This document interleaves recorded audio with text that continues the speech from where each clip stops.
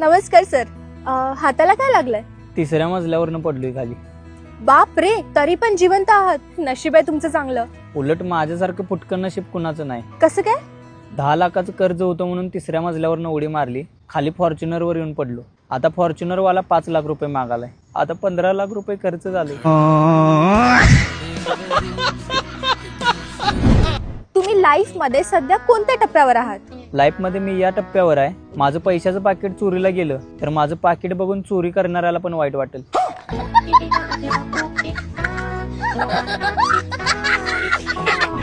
बरं, तुमच्या स्वप्नामध्ये कधी राजकुमारी आली आहे का? माहीत नाही ती कोण लोक आहेत ज्यांच्या स्वप्नात राजकुमारी येते. माझं तर स्वप्नात मी कधी चिल्लर गोळा करत असतोय, कधी मी मरतोय, कधी माझ्या गाडीचा ब्रेक फेल होतोय, कधी कधी तर मला भूतच उचलून नेतात. हो, तुमच्या लाईफ मध्ये खूप प्रॉब्लेम्स दिसत आहेत.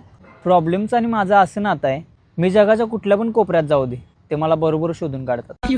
हे प्रभू कसला विचार करताय? मला ना हे सगळं सोडून कुठेतरी लांब जावं वाटते. मग जात का नाही? त्याच्यासाठी पण पैसे नाहीत माझ्याकडे.